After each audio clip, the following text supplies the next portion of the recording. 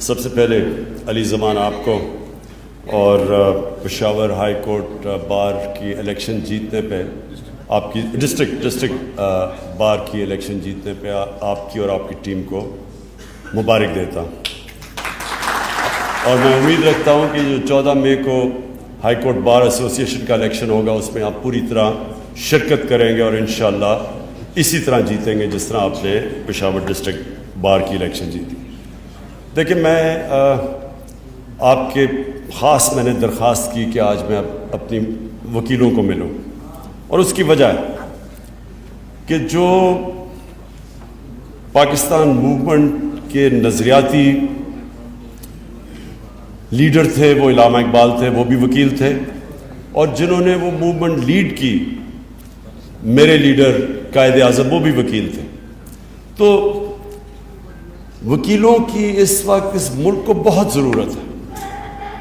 جو وکلا کمیونٹی ہے پاکستان کی، شاید کبھی بھی ملک کو اتنی ضرورت نہ پڑے جتنی آج آپ کی ضرورت ہے، کیونکہ ایک تو یہ کیس ہم نے عوام کے اندر لڑنا ہے سڑکوں کے اوپر، اور دوسرا ہم نے عدالتوں میں لڑنا ہے۔ یہ جو سپریم کورٹ بار ایسوسی ایشن کی جو میں نے عدالت میں ان کی جو پرفارمنس دیکھی، جس طرح انہوں نے ایک سازش کا پورا حصہ بنے، اس کی پوری سپورٹ کی جا کے سپریم کورٹ میں، یعنی مجھے اتنا افسوس ہوا دیکھ کے کہ کسی کو بھی اگر پتا تھا کہ یہ باہر سے سازش ہو رہی ہے اور یہ کس طرح ہمارے میر جعفر اور میر صادق نے مل کے ایک الیکٹڈ گورنمنٹ کو گرانے کی کوشش ہو رہی تھی، تو کم از کم وکلا کو تو سب سے زیادہ شعور ہونا چاہیے تھا۔ لیکن سپریم کورٹ بار ایسوسی ایشن کی جو عدالت میں کھڑے ہو کے، وہ تو اس طرح تھا کہ وہ نون لیگ کا کوئی ایک حصہ ہے، عہدیدار ہے، اور بڑی مجھے افسوس ہوا کہ جن لوگوں کو شعور ہے وہ بھی اس سازش کا حصہ بن گئے، کیونکہ یہ جو مراسلہ تھا یا جو سائفر تھا جس کے اوپر یہ سارا سازش سامنے آئی، جو باہر کے ان کا جو انڈر سیکرٹری تھا اور ہمارے ایمبیسڈر کے بیچ میں جو گفتگو تھی، تو وہ تو ہم نے جب ایک دفعہ منظر عام پہ لے آئے تو سب کو پتہ چل جا رہا تھا کہ یہ رجیم چینج باہر سے کیا جا رہا ہے، اور اندر سے یہ ملے ہوئے تھے ان کے ساتھ۔ زیادہ تر تو ان کی جماعتوں کو نہیں پتہ، جتنی بھی جماعتیں ان کی سپورٹ کر رہی ہیں زیادہ تر تو ان کو نہیں پتہ، اس لیے ہم نے پارلیمنٹ کی جو سیکیورٹی کمیٹی میٹنگ تھی اس میں ان سب کو دعوت دی کہ آپ کو ہم دکھاتے ہیں یہ مراسلہ، لیکن وہ خود آئے نہیں، کیونکہ ان کے لیڈرز کو تو پتہ تھا، انہوں نے منع کر دیا۔ شہباز شریف تو اس کا پورا اور نواز شریف حصہ تھا، آصف زرداری پورا حصہ تھا، تو ان کو تو پتہ تھا کیا ہے، لیکن باقی لوگوں کو انہوں نے منع کر دیا، تو اس لیے زیادہ تر لوگ انجانے میں اس سازش کا حصہ بن گئے۔ لیکن جو میں ایکسپیکٹ کرتا تھا کہ ہماری جو ٹاپ لیگل باڈی ہے اس کو تو کم از کم اس میں سمجھ آنی چاہیے تھی کہ کتنی بڑی سازش ہے، بہرحال انہوں نے اس کے باوجود اس کا حصہ بنے۔ ابھی جو آگے ہم نے لڑنا ہے یہ عدالتوں میں بھی لڑنا ہے اور سڑکوں پہ بھی لڑنا ہے، اور اس کے لیے میں اپنی ساری جو پاکستان کی وکلا کمیونٹی ہے اس سب کو میں آرگنائز کر رہا ہوں۔ آپ نے سب سے پہلے میری آپ سے ملاقات ہوئی، کل انشاءاللہ لاہور میں وکیلوں کو مل رہا ہوں۔ ہماری ساری کوشش یہ ہے کہ یہ اس طرح کی وکیلوں کی بھی تحریک چلے جس میں نے پوری شرکت کی تھی، جو کہ ایک وقت پہ آزاد عدلیہ کے نام پہ جو ہماری تحریک چلی تھی جنرل مشرف کے دور پہ، میں چاہتا ہوں اس طرح کی تحریک پھر سے وکیل چاہے۔ اور دوسری چیز، یہ جو الیکشن کمشنر ہے، کبھی بھی پاکستان میں نے اتنا جانبدار الیکشن کمشنر نہیں دیکھا جو موجودہ بیٹھا ہوا ہے۔ پہلے تو الیکشن کمیشن کمپلیٹ ہی نہیں ہے، تو سارے فیصلے یہی کرتا ہے، اور جس طرح یہ تحریک انصاف کو کوشش کر رہا ہے کہ اس کو ہر قسم کا نقصان پہنچایا جائے، یہ جو فورن فنڈنگ کیس ہے، فورن فنڈنگ کیس کیا ہے کہ بیرون ملک پاکستانیوں نے ہمیں پیسے بھیجے، جو کہ ہمیں ملک چلا رہے ہیں۔ آج اگر ملک چل رہا ہے تو بیرون ملک پاکستانیوں کے پیسے پہ چل رہا ہے۔ 31 ارب ڈالر انہوں نے باہر سے بھیجا ہے، وہ نہ بھیجیں تو سوچیں گے آئی ایم ایف سے صرف 6 ارب ڈالر ہم نے ہم نے قرضہ لیا, انہوں نے 31 ارب ڈالر بھیجا ہے, تو اس پہ تو پاکستان چل رہا ہے, تو ہماری بھی بہت بڑی بیرون ملک پاکستانی ہماری بہت بڑی سپورٹ ہے.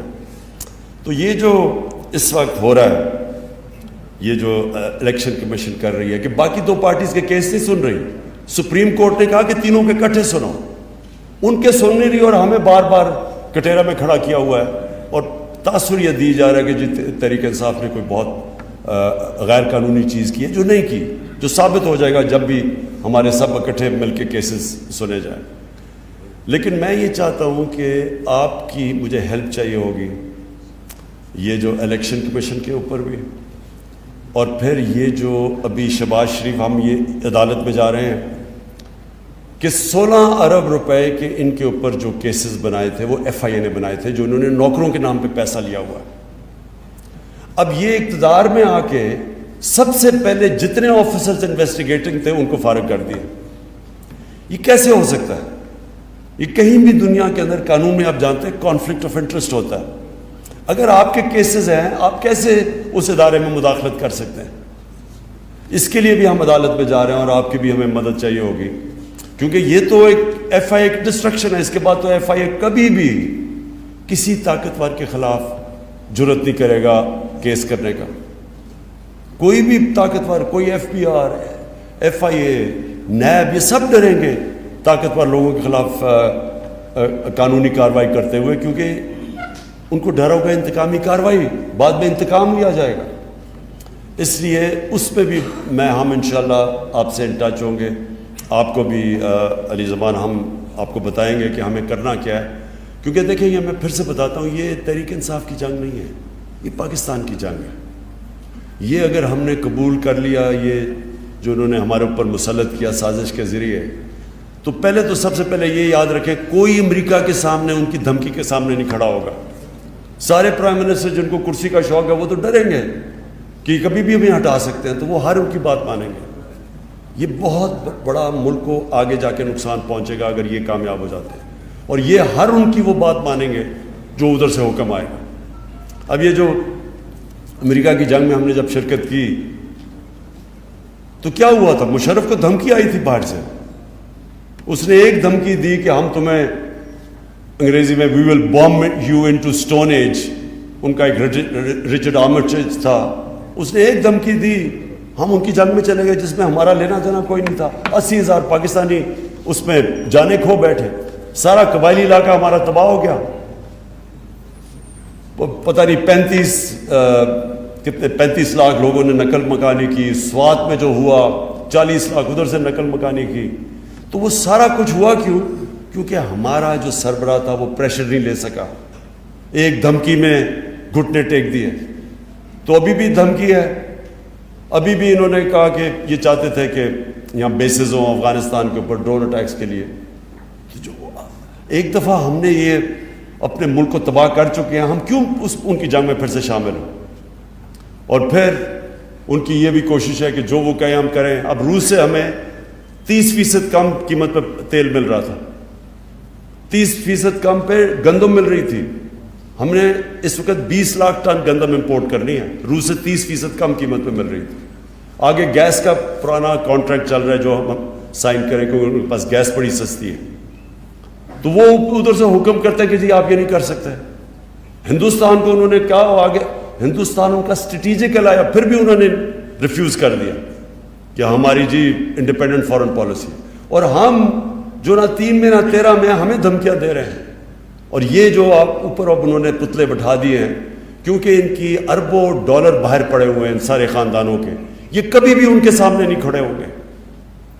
کیونکہ وہ جو روسی ہیں, جو روسی بڑے بڑے بزنس مین جن کو اولیگارکس کہتے ہیں, ان کے سب کے ضبط کر رہے ہیں پیسے اب جو مغربی بینکوں میں پڑے ہوئے ہیں یا آف شور اکاؤنٹس میں پڑے ہوئے ہیں یا ان کی جائیدادیں ہیں. تو ان کو بھی یہی ڈر لگا ہوا ہے کہ یہ ناجائز پیسہ ہے, یہ کبھی ثابت ہی نہیں کر سکتے کہ پیسہ آیا کدھر سے. تو اس لیے یہ کبھی سٹینڈ نہیں لیں گے, اس لیے ان کو لے کے آئے ہیں. اپنے ملک میں ایک آدمی, کوئی بھی آدمی ضمانت پہ ہو کرپشن پہ, اس کو کوئی نوکری, چپڑاسی کی نوکری نہیں مل سکتی اس ملک میں, اور ہمارے اوپر پرائم منسٹر اور ساری کیبنٹ تھوپ دی ہے. تو میں آپ سے آخر میں یہ کہنا چاہتا ہوں کہ دیکھیں, مجھے اس وقت پاکستان کے وکیلوں کی ضرورت ہے. آپ نے سب نے میرے ساتھ چلنا ہے. اپنے ملک کی یہ تختہ ایک بار بھی ہم نے جیتا ہے 20 سال. اچھا ندیم شاہ. اچھا ندیم ہے یا ندیم شاہ؟ ندیم شاہ. اچھا ندیم مبارک ہو آپ کو بھی تخت بھائی بار ایسوسیشن کی جیتنے کی. اچھا 18 سال. میں یہ چاہتا ہوں کہ دیکھیں پہلے تو شرکت ضرور کریں ہر جگہ. اس وقت اپنی ہماری صحیح معنی میں منظم کریں اپنی وکلا تنظیموں کو, لیکن سارے اپنے ملک میں وکیلوں کو تیار کریں. جو ہمارے نہیں بھی ہیں نا, جو دوسرے بھی ہیں, ان سے بھی بات چیت کریں, کیونکہ وہ بھی ان کو بھی خوف ہوگا کہ کرپٹ غلام امریکنوں کے غلاموں کے نیچے اپنا ملک کا ہم ان کے نیچے اگر ہم چلیں گے تو وہ سارے ملک کو نقصان ہے. تو اس لیے میں نے کہا تھا محمود خان کو اور شاہ فرمان کو کہ ضرور میری آج وکلا سے میٹنگ کروائیں, اور ہم تاکہ آگے یہ جو آنے والی تحریک چل رہی ہے اس میں آپ پوری طرح شرکت کریں, اور اسی طرح کی شرکت جس طرح آپ نے وہ بہت بڑی وکلا تحریک پہ کی تھی جو آزاد انڈیا کے لیے. شکریہ.